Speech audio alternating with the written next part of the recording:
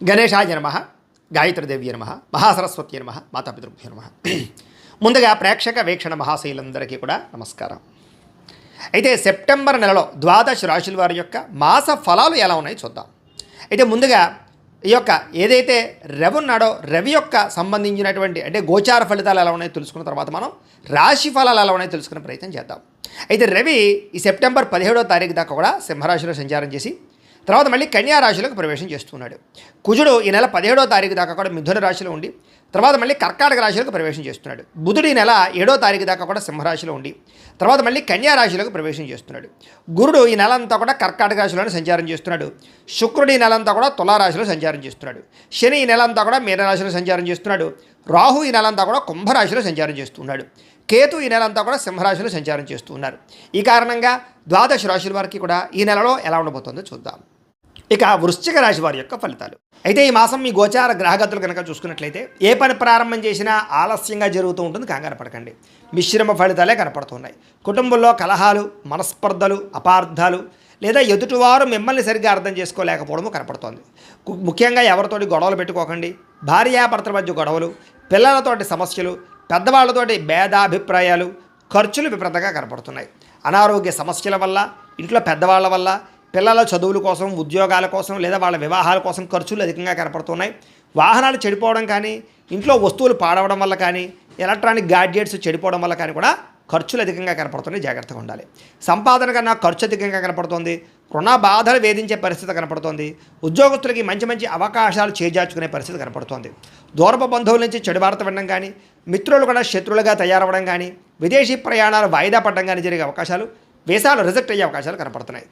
ముఖ్యంగా ఎదుటివారి మీద ఈర్ష్య, ద్వేషము, అసూయ పెంచుకోవడం వల్ల ఇబ్బందులు, ఎంత ఉన్నా సంతృప్తికరంగా లేని పరిస్థితులు, అనుకున్నంత ఆదాయం రాకపోవడం వల్ల ఇబ్బందులు, తప్పుడు ప్రదేశాల్లో డబ్బులు ఇన్వెస్ట్మెంట్ చేయడం వల్ల నష్టాలతో పాటుగా భరించలేనటువంటి ఖర్చులు పెరిగిపోయే పరిస్థితి కనపడుతోంది. తప్పనిసరి పరిస్థితులు అప్పులు చేయవలసిన పరిస్థితులు, ఈఎంఐలు, క్రెడిట్ కార్డులు వాడే పరిస్థితి కనపడుతోందని చెప్పొచ్చు. నిరుద్యోగులు ఎంత ప్రయత్నం చేసినా సరైన ఉద్యోగ అవకాశం రాక ఇబ్బందులతో పాటుగా మానసిక అశాంతి కనపడుతుందని చెప్పొచ్చు. ఉద్యోగస్తులకి అధికారుల వల్ల ఇబ్బందులు, ప్రైవేటు ఉద్యోగులకి శాలరీలు పెరగకపోవడము లాంటివి కనపడుతున్నాయి. అలాగే కోర్టు వివాదాలు కొలిక్కి రాకపోవడము లేదా వాయిదాలు పడిపోతుండము లేదా వివాదాలు పరిష్కారం అవ్వకపోవడము, ఆస్తి వివాదాలు కానీ, ఇంట్లో అన్నదమ్ములతో అక్కచెల్లెలతోటి వివాదాలు కానీ పెరిగిపోవడం కనపడుతోంది.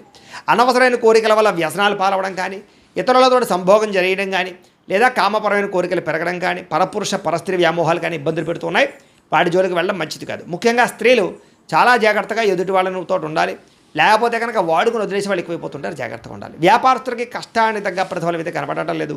ఇతర దేశాల నుండి భారతీయులందరూ కూడా అనేక రకాల సమస్యలు, ఈతి బాధలు, ఉద్యోగ సమస్యలు, అలాగే గ్రీన్ కార్డుకి సంబంధించినటువంటివి ఆలస్యం అవుతుంటారు, వీసాలకు సంబంధించిన ఇబ్బందులు, H1B వీసాలు పికప్ అవ్వకపోవడాలు లేదా గృహాలు సరైన దొరకకపోవడాల వల్ల ఇబ్బందులు కనపడుతున్నాయి. ముఖ్యంగా దూర ప్రయాణాలు కానీ, విదేశీ ప్రయాణాలు కానీ వాయిదా వేసుకోవడం మంచిది. తీర్థయాత్రలు కానీ, విహారయాత్రలు కానీ చివరి సమయంలో వాయిదాలు పడడం కానీ, క్యాన్సిల్ అయ్యే అవకాశాలు కానీ కనపడుతున్నాయి.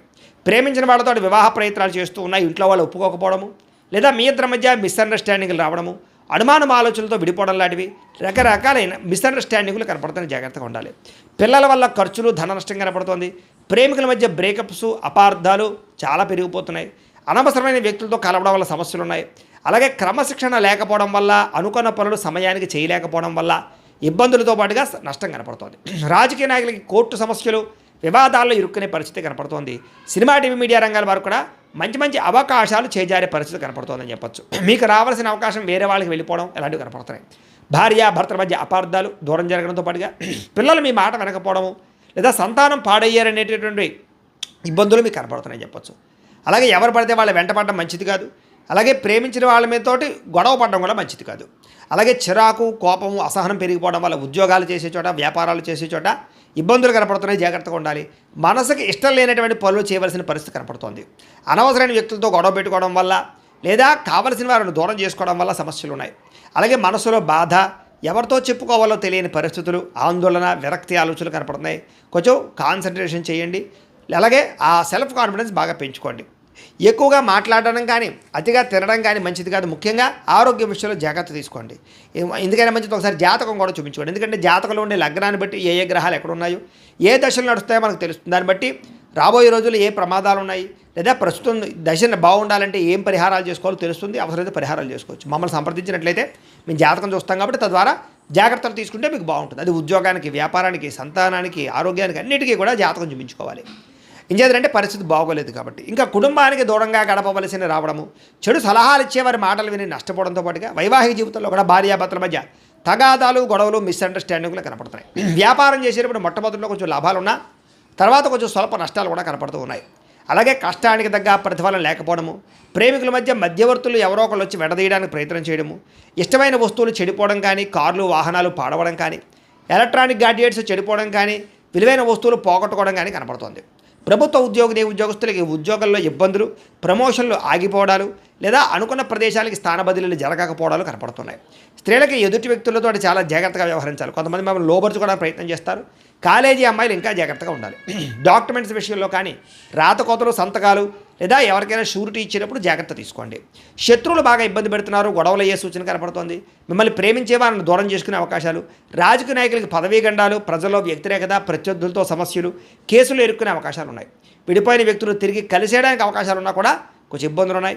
ఆదాయం కన్నా ఖర్చు అధికంగా కనపడుతోంది.